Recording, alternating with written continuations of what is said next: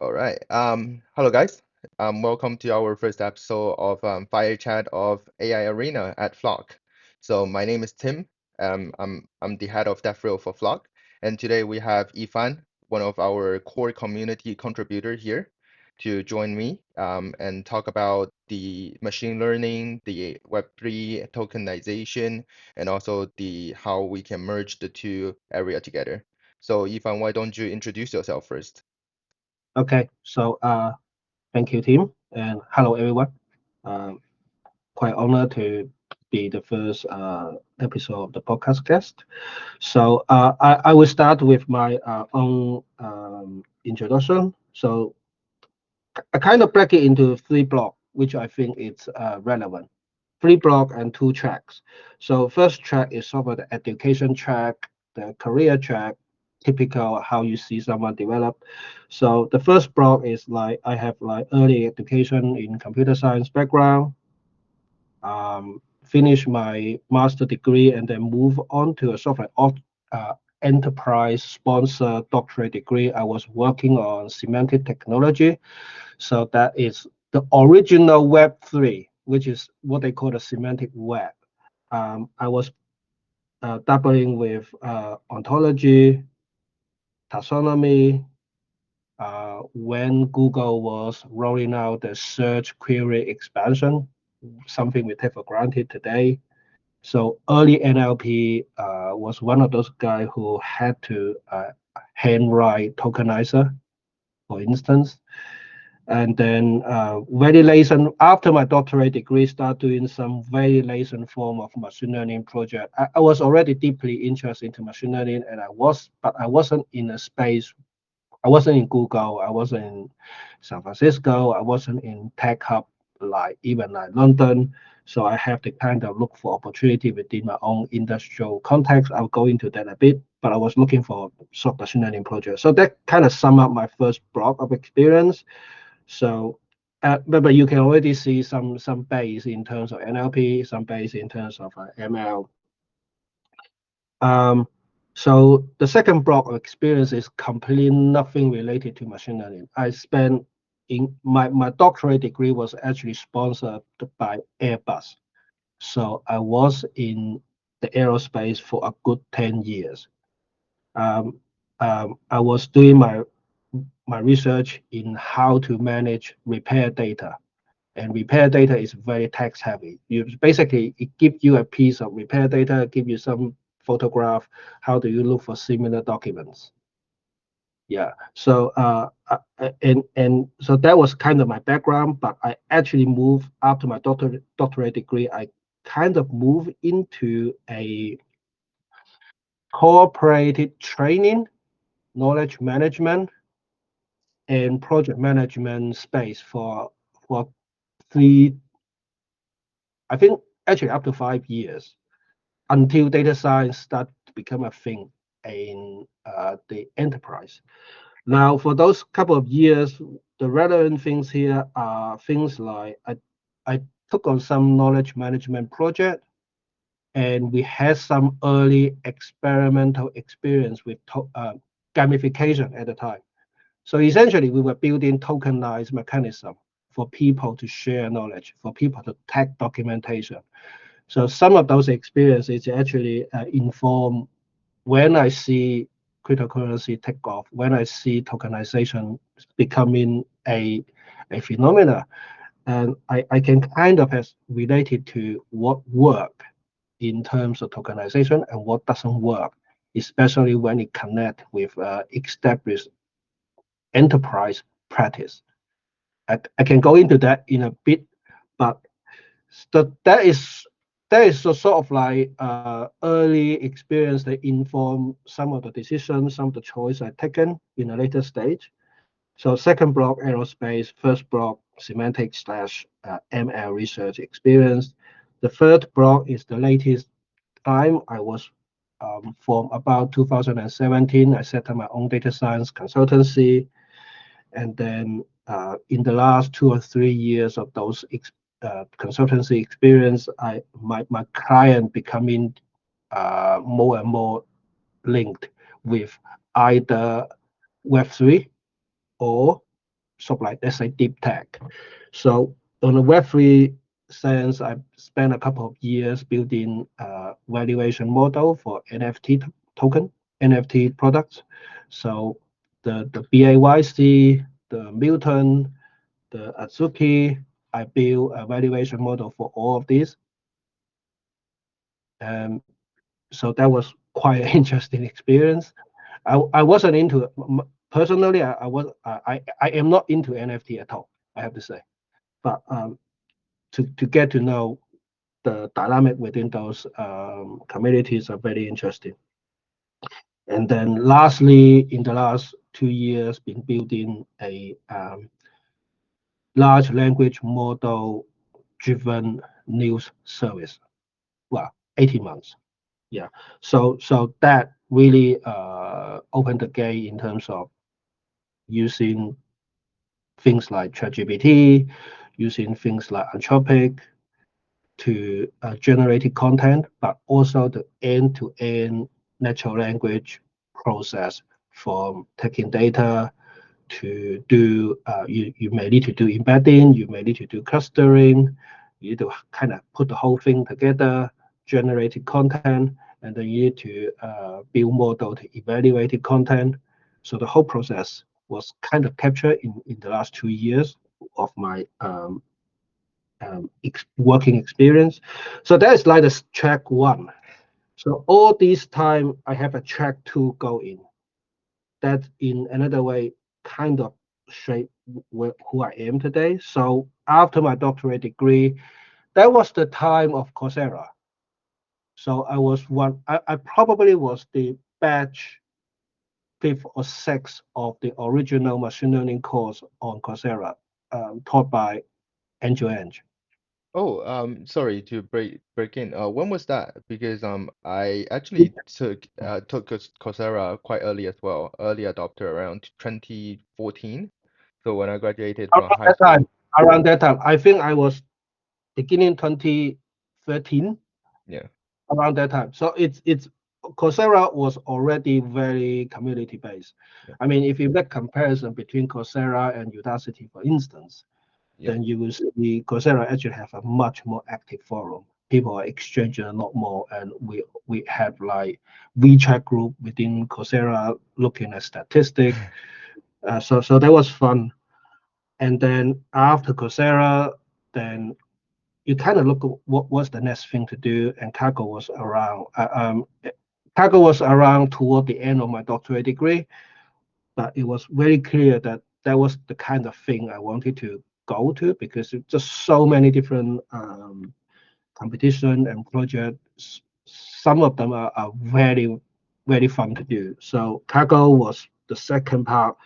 I would say Kaggle is probably the single most contributor to my machine learning career so far in terms of knowledge, in terms of connection, also in terms of, I would say, personal identification. So again, those elements, it's kind of a common set on if you talk about community, that's the kind of thing that you would like to capture. And then after Kaggle, I think I starting to uh, compete less on Kaggle from about 2020, late 2020, partly because I was just becoming too occupied, but partly also because I moved on to the next community project, which is Numerai. So I was on Numerai since I was actually very, very on in Numerai from 2018. I was already floating around and starting to work on Numerai since with a heavy stake since early 2021. So 2 years on Numerai. Um, so Numerai, for people who haven't heard about, it's sort of like decentralized hedge fund with a token mechanism, also with a community. So the interaction we don't have to talk about here, but essentially you're building stuff, you're earning token, and the Numerai core team use people's contribution to build a meta model, which actually trade on the stock market. So that's sort of like the three kinds of community-based learning by doing. At the beginning you were learning, but toward the end, when we on Numerai, it's really a lot of doing. So that's my track two. So Yeah, at the same time, when I was building up my career, but I was also doing all these side projects. I think if I have to say, the side project side of thing actually become my main thread toward the end. So that's more or less my experience in the last 10 plus years.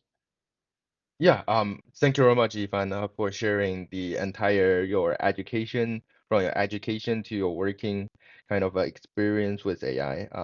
Yeah, 100% when the start of the Web3, I assume it's Web 3.0, the symmetric web as well, because my background was pretty data science relating to high performance computing during the time, and then the blockchain kicks in. It's very cool that in the end of the day that side hustle actually become the main job. And then I think that's what a lot of people want to achieve in their life, where you are doing what you love and you earn money from what you love. Yeah, and actually I think the Web3 my actually you have the NLP side, the semantic side, my making a comeback with large language models. So in 10 years, what do people reckon as Web3?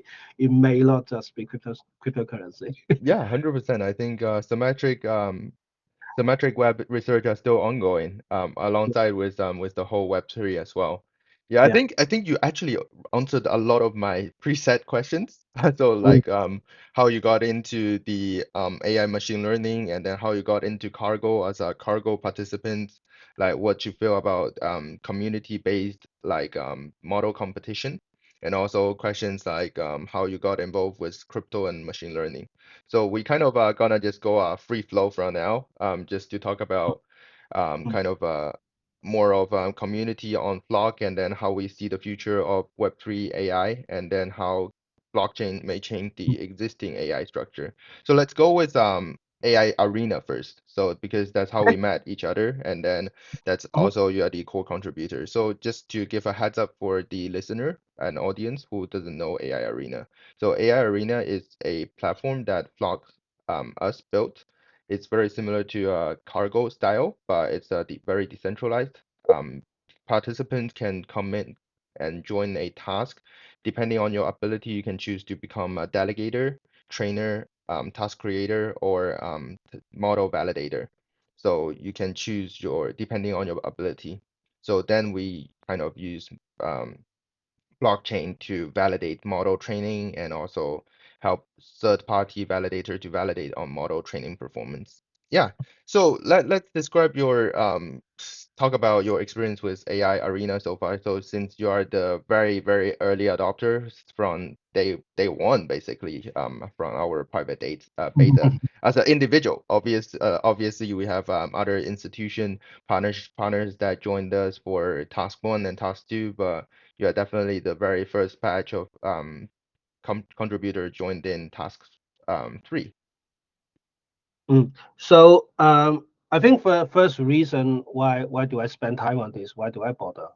I think that's the first thing.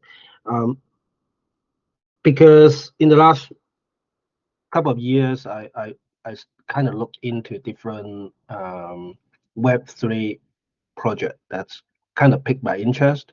So Numerai obviously being one, and then you have other Numerai copycat. Again, not gonna name here. Um, there was a common thread, the things that kind of make a good project, kind of make a good Web3 project. So you would like to look at this and see, if you look at the forum, you look at the Discord, you kind of want to feel, is this thing gonna be around, let's say in after another two bull bear cycle of crypto? Yeah. So that's the first thing. Is it just people go in there to speculate? So that's the first thing. Is there a group of people? I mean, on the other hand, is there a group of people who are actually building and contributing no matter what? So that's the second thing. Um, Another thing is the core team. What do you see from the core group of people who are actually making the things happen? And how do you judge that? So for me, obviously, I know some of the core team in Frog, so that's a good starting point because I know these people. I've been having conversation with them for really quite a few years. So and then going forward, it's very often you look at kind of repository. What's the quality of the code? I mean, most Web3 project will come with sort of like open source element. You want to see the the the quality of the code. You want to see how is the code being changed as the time move on. So in my experience with the AI arena, one of the good things I would say is actually the code is very well written. I would say the starting script is probably a very good starting point for someone who want to dive into fine tuning model. When I say someone, I'm gonna say someone with a good degree of machine learning based knowledge, because actually the best thing is to take apart the full automation script, maybe on a piece of notebook, just step by step go through it. It's very well written. So there's one thing I noticed with the Fox product with the AI Arena. It's codes are very well written, so that kind of gave me the confidence. Um, on the other hand, it's also at the same time because I started very early. You can see feature kind of being put into place, and it's still early days, but even in the last 6 weeks of taking part, I can already see feature and elements that kind of fit into a good configuration of a a platform moving forward. So that's my experience so far. I touched upon a little bit on why do people bother to take place to take part. So so I talk about the core team. I talk about uh, do you see something in there that gonna stick around? So I think the fundamental thesis of having tokenized element, having decentralization on uh, the typical Web2 stack. So like Cargo, sort of like Hugging Face, also other element of data science. So we talk about problem creation, we talk about data creation, we talk about maybe synthetic data generation, even model evaluation. All these all these steps in a typical machine learning pipeline.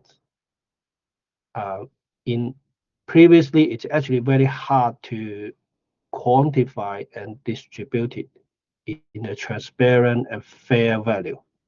So I talk about I work on knowledge management project before in the enterprise space. It's actually very hard to say if you are some guy who are very passionate about engineering document quality, you actually very hard to get a pay raise out of that because deliverable is always going to be how many tasks you finish that directly contributed to the bottom line.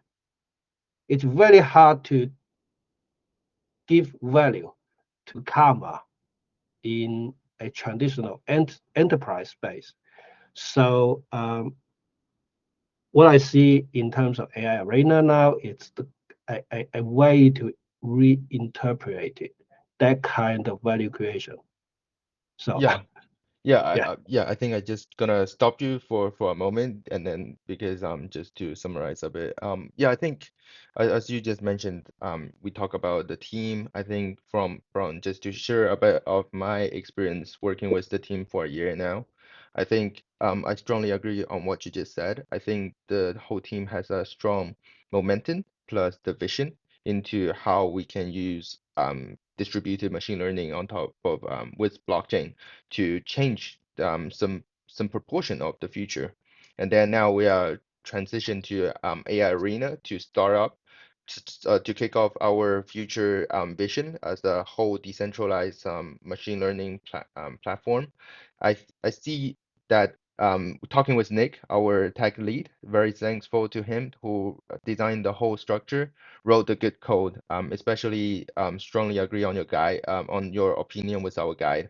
I think our guide does provide a strong and easy guidelines to people. I would say even people with zero machine learning background can always also easily run the script as long as you have some level of understanding on installing the CUDA and then also installing the Python, and then you're good to go. So that's the other thing I want to talk about is the dev experience. I think dev experience within the space is hard. Like we need to move to a level that is matching the traditional Web2 dev experience. Like if when you are using Hugging Face or when you are using Cargo, it is a very smooth experience going in. So from fundamentally from beginning, our aim is to provide something that is just gonna be easy, straightforward. You run it, you test it, and then you experience how to train your model or validate your model. That's our aim. And then after you get a grasp of interest, and then you can moving on to, for example, submit your own data set with the model to fight for a better performance. But I think everything goes by steps. It's a step-by-step progress. Yeah, sorry Mm-hmm. to stop you over there, Sure. but I think the second part about how blockchain, I think just also share a bit of my opinion. I think it's more like a casual chat here. I believe that with traditional machine learning, as you just mentioned, breaking down those into processes, we see four stages: the data collection, the data pre-processing, training, and then evaluation. So my point of view is that apart from training, we can actually decentralize the rest of the three stages into a community-driven perspective. But Mm-hmm. training, it's hard, right? We need a centralized cluster to actually run the training process. Otherwise, why everyone's lacking of 800? That's how it goes. But for other stages, definitely, that's how we see it as well. We see blockchain is not a technology innovation in a way, but it's a working relationship, and it's more of a governance relationship changing compared with traditional machine learning process. I think you can expand that bit better with within the context, Yifan. Mm-hmm. Well, I mean, the other thing I would just like to point out, obviously, I don't have any basic stack in my hand. I still see out of all the machine learning project or tasks of the world, I still see something like 90 to 95% of those machine learning projects being non-deep learning projects. So I actually think it's quite possible to also use the stuff like blockchain, tokenize, dynamic to contribute to those. So just put it out there. Um, the other thing I want to maybe touch upon a little bit in terms of getting started. Um, yes, it's very good in terms of having the full script, full automation script, because what it allows is the kind of fast iteration where you have something running and you can start to fine tune not the model but the script, but your own process. My experience on sort of like cargo competition on Numerai, the top guy will build their own gear on whatever the platform offer.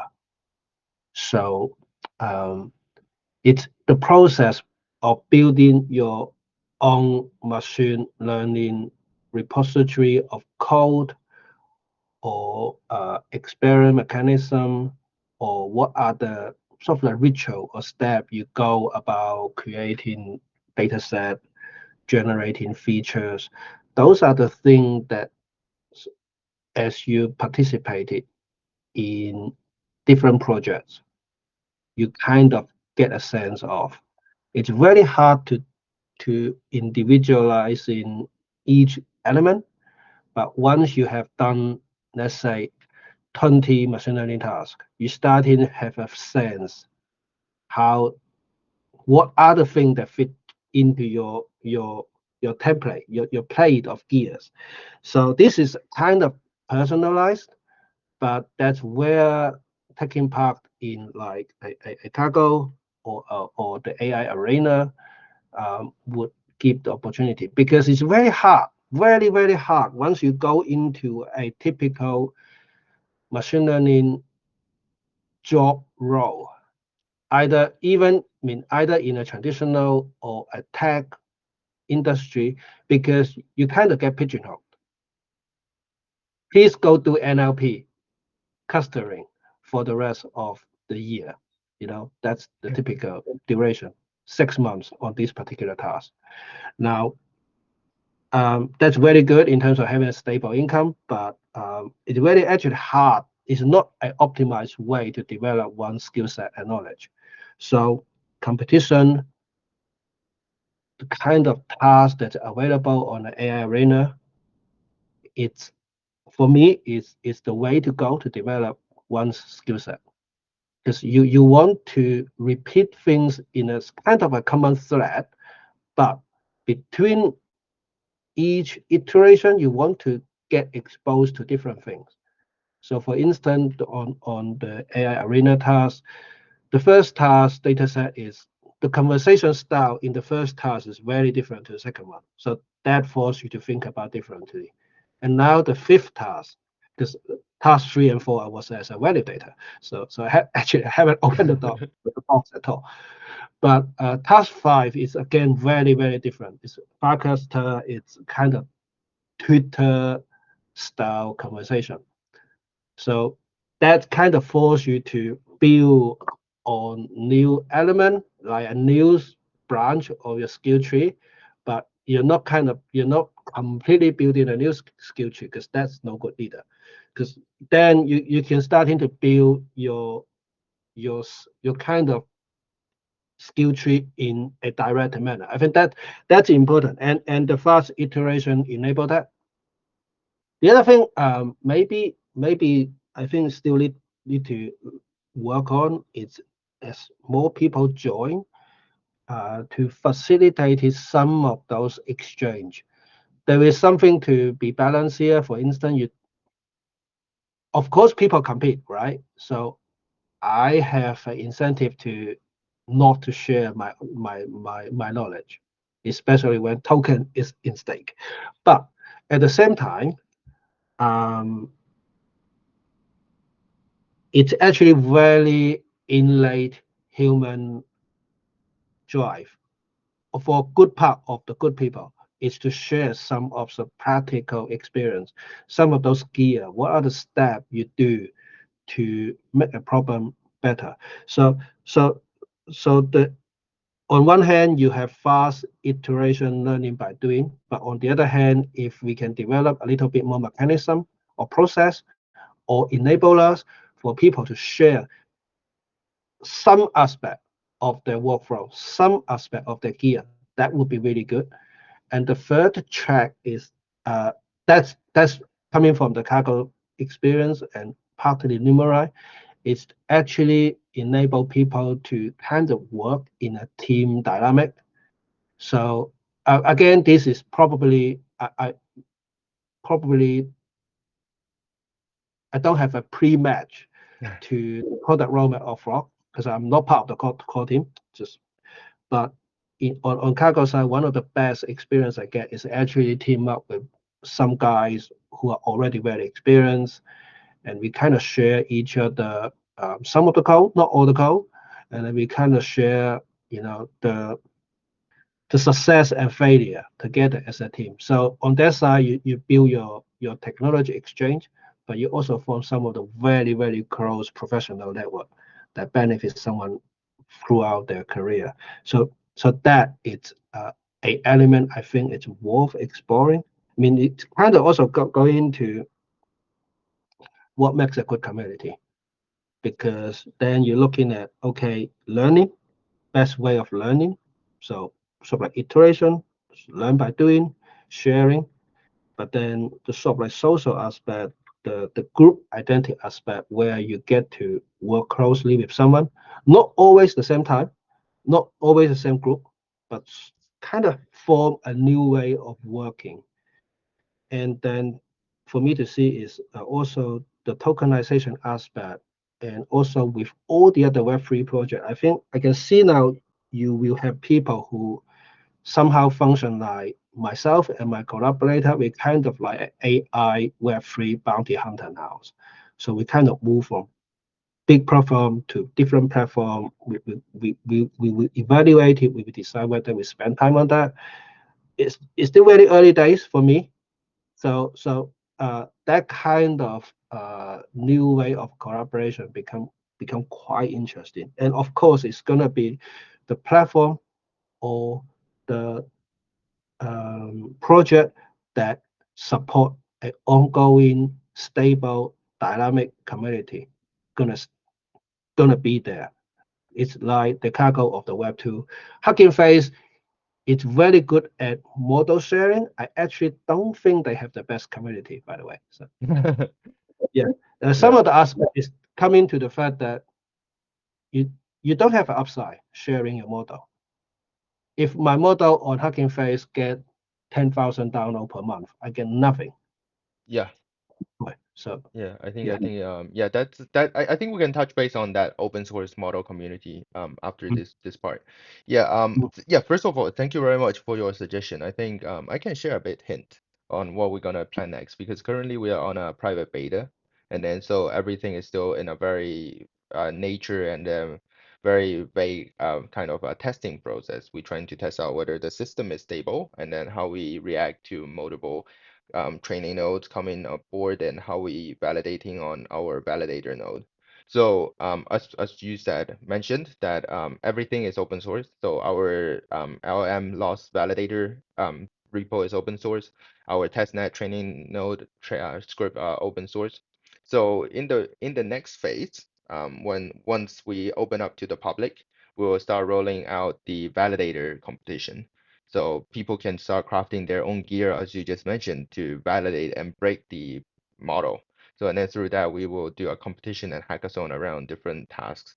So who can have the best validator script, where they can share the experience, but at the same time, it's like a validator creator kind of economy, where you can create your own content and then share it out, and then we will do some reward on top of that. So I believe that the next so currently running this small but very dedicated group of people in the community moving forward will be sharing the knowledge to allow more people to participate, and then also to make them quickly on board to experience the whole platform, to experience what's going on, and also maybe we can always spark new ideas from the newcomers. So mm, I mm, strongly believe that the community is to be very honest, that Web3 is all about community. It's about people join in and contribute their own force, and then that's what we see as well. That's why we have also have the co-creation platform, and now the AI arena. Like I really like the idea of grouping up. So we will take this into consideration. I will see how we can work around there to figure out our way. Maybe we can go with multi-sign wallet, and then every time they can team up using that multi-sign wallet, and then to train, and then also people can contribute and then just split in the future to just mention, okay, so I did data labeling, I did data prep, or I did model training, and then I did model evaluation. I think that we can see a strong picture of how a group kind of competition works in the future. Thank you very much, Yifan. I think that's a smart and brilliant idea, especially yeah. from OG in the traditional AI community. Yeah, so as always, we mentioned so many times in this fire chat about community. So we know that community is important, and then that's what fundamentally builds the Web3. And then also like Cargo is community based as well, and then a lot of competition platform are community based. But just picking up on your point you mentioned about Hugging Face and open source model community. So how do you evaluate current, are there any issues with open source model community? Like we also want to touch base on that, because I believe one of the other aim of blockchain with AI or blockchain with machine learning is to create better permissionless model and also more accessible to the models because we know that OpenAI is no longer open anymore. It's more like a closed AI. I Mm. wonder what's your thought into that. So first is maybe just a caveat at the moment. For me, the role where decentralized sort of like AI dynamic might fit into the traditional open slash closed AI dynamic is that kind of relationship. How does DAI like might go into OAI or CAI? It's still very much nascent. So it's a picture on go develop fast developing. Um, also, it doesn't really make sense to let my researcher instinct kick in and go look at academic research because academic research don't tell the future. And if you go back to the time of 2005, 2006, where I really just freshly graduated, and when open source were taking place, people were saying these people are not to do open source. So 15 years later, the rest is history. So it's early time. I would say some of the common. Sorry, I'm in meeting. So I would actually refer to some of the common thread that sustain, let's say, open source uh, versus closed source, or coexisting with closed source to form a relationship, and maybe how decentralized AI, decentralized way of doing might also become a competitive but also coexisting relationship with the existing dynamic, existing paradigm. So that's kind of the picture I can see in the future, that you're not going to kill open source, you're not going to kill closed source, but with decentralized way of doing things becoming a a a platform or a way of doing on its own, kind of becoming a three-way stew. So that's how I see it. Now I would also think about the common thread, because what really sustain a good community, and Web3 is very much community, open source is very much community based, maybe to a less degree to Web3. It is a sort of like, why do people take part? So I keep coming back to, actually, when I think about why I'm doing things, is sort of like I don't know whether you heard about the hierarchy of needs by Maslow's. So Yeah, individuals yeah, have this different level of yeah. You have five person. levels of needs. So things like personal self-actualization, it's what form your identity. That is the highest need. If you can tap into that, let's say, I would say Kaggle, Coursera kind of, for me, tap into my self-actualization. And then is the confidence, is the achievement, is the respect of other. This is like the last layer where Yeah. it make you feel satisfied, make you feel you're being developed. So it's how do you use what we have in a tokenized mechanism, a decentralized mechanism, to fit into those individuals. So that's quite interesting. Of course, moving down, you want to get paid. Okay, I mean that's actually quite already more or less sorted with the Web3. So it's building on top. Can you reach to a degree that people feel actualized, can form their identity around that, and how do you for someone who are finishing their degree in the year of 2025, when I look around, how do I want to develop myself? I would say that is the thing I would like to go into. How do you make that happen? So you might want to think about building individual stories, communicating with those group of people. You may want to reach out. I see you guys are already doing it, things like hackathon. So those are the component I can see could be interesting. I might be deviating a little bit, I realize. But Yeah. I think I do believe that a lot of point you mentioned is very interesting. I was about the next topic will be about tokenization. Like I don't Mm, think in Web3 we can avoid tokenization. And then as a financial tech product, I believe tokenization is an important part, and then it's a fundamental into Web3 and blockchain.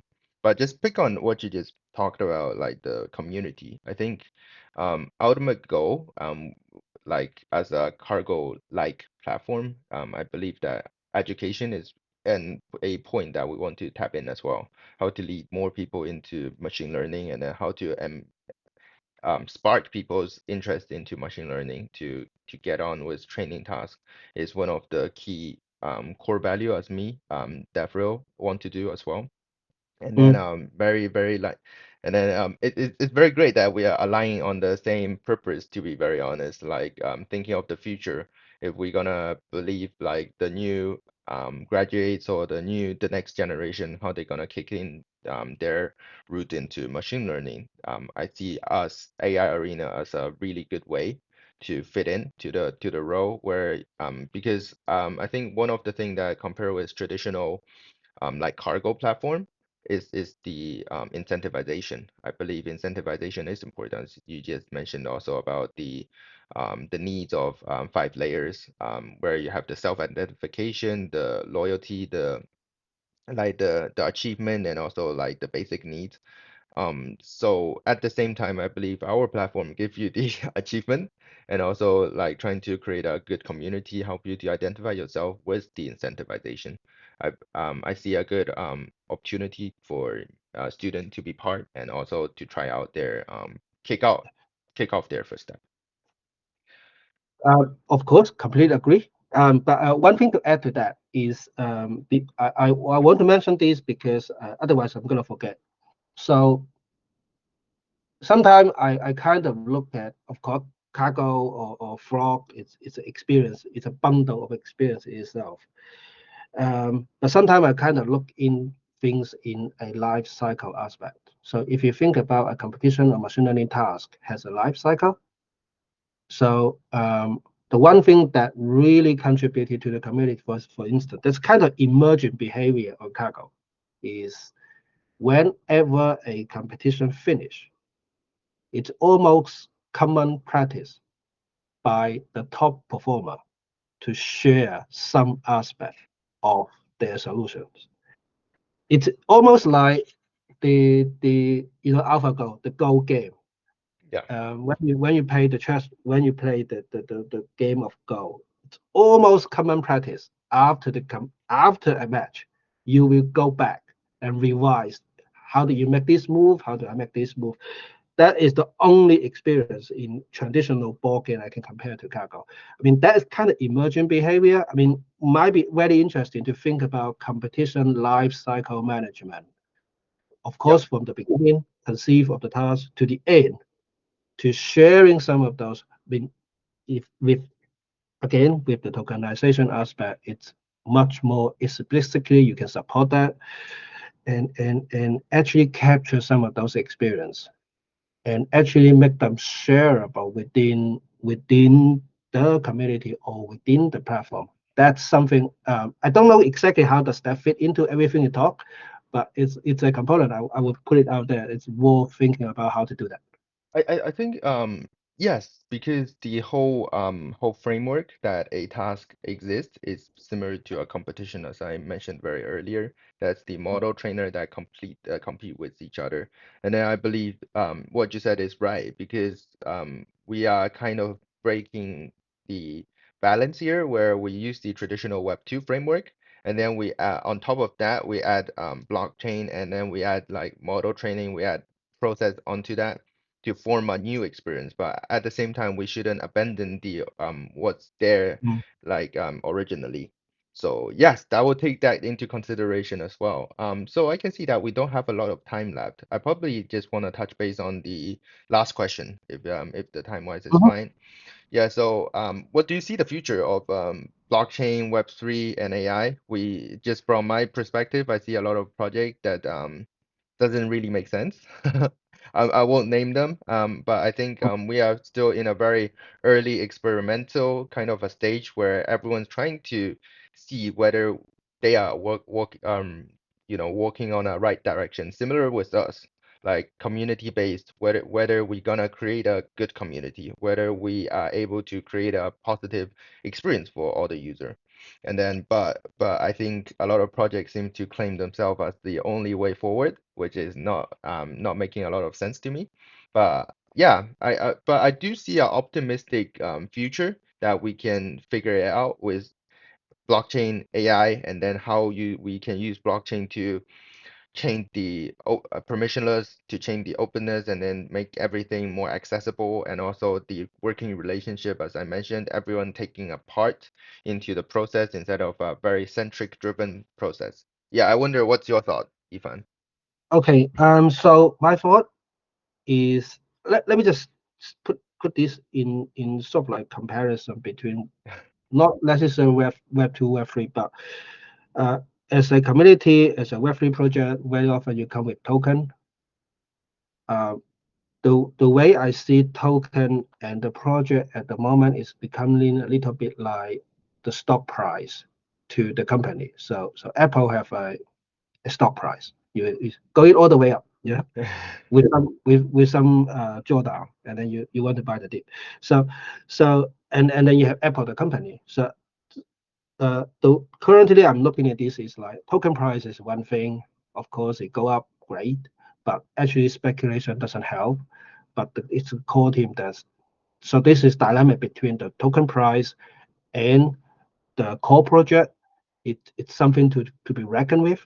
So first, but as someone who would like to participate in, let's say, Web3 and Web3 enabled tech for long term, I personally would emphasize a lot more on what's actually going on.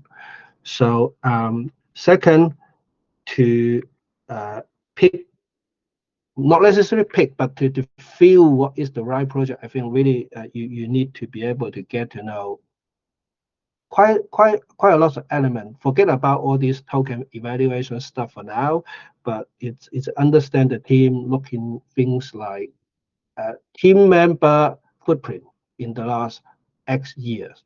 So in I think that's quite important for me. Going forward, I can see more and more traditional Web 2 or even Web 1 aspect being recreate and develop upon on Web 3. So recreate is like what we're doing in terms of competition, but also with really the tokenized mechanism, you now have enabled way to allow people to form team, not necessarily fitting with the traditional company project team, open source development hierarchy. You now have the mechanism for people to build themselves around, and it's just not also it's not just between machine learning practitioner. I can grab a full dev guy and say, we have this platform who are tokenized, let's say D app development, so I can have this group of people to build a specific feature or a specific app on a platform. Maybe fraud will go that way, or maybe some other will go that way. So I can see this is happening. And also some of the traditional, not just machine learning, but traditional software life cycle. Take an example, quality assurance, software testing. Yeah. I haven't seen a decentralized software testing platform out there yet. And that is like 50% of the resource of a software development team should go into that. Nobody says that, but that really is the case. Yeah, but we So do have again, a lot of smart contract auditing platform that is decentralized. For example, Sherlock DAO or Immufy and also Spreadbeat. So they kind of do a lot of testing around smart contracts. yeah, but not in the sort of like Yeah, full software development. I mean, if I let's say I make a prediction market, what are the requirements? How do I make sure those requirements actually still being yeah, validated and verified, uh, and regression proof as feature getting rolled out? yeah, You know, so those are the area I think would be quite interesting. But generally speaking, it's a new way of doing things that after multiple cycle we are seeing this particular cycle. I'm talking about the last 12 months. The project I'm seeing now, it's kind of making a lot more sense than the cycle before, and certainly making more sense than the cycle before the last cycle. So I see that's kind of a trend that's being developed, and also certainly more emphasize how to connect it with established um, company, established Web2, but even long tech community. For instance, Flock could have a healthcare competition. Why not? Yeah. yeah, So yeah, yeah. That's something we're gonna do in the future for sure. I think that's important as well. So once we launch phase two, we'll start thinking of those competitions. yeah, sure. Yeah. I think that's more or less the fact the thought I have at this moment. I mean, also the one last point. There are already quite a few Web3/AI competitions projects out there, and there are just element between you want to. I think the bad one you can actually quite clearly see is the different choice between the good ones or the yeah, let's say just good is it's a very approximated term, but the good ones. So again, I'm not going to name. There are particular projects that really emphasize um, the organization of different problems. So you have project really have very strong barriers, strong boundary between project.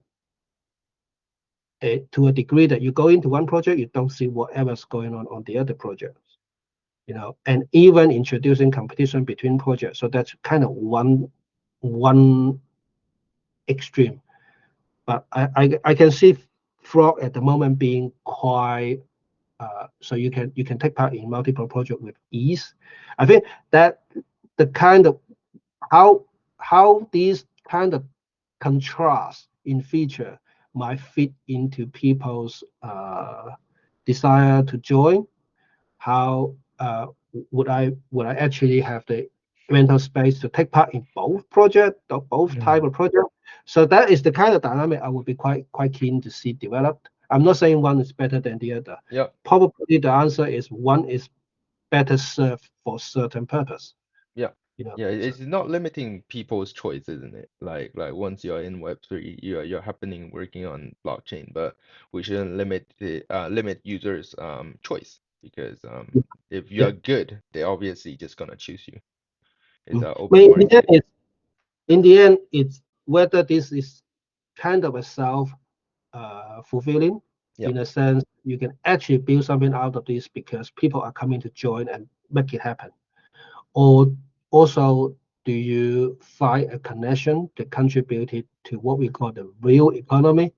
Again, that's another aspect. So I don't see you have to rely on one entirely, but I personally think the kind of platform that sustain on a longer term is probably going to tap into community, probably tap into contributing to existing business, probably also tap into contributing to in and around the tech development.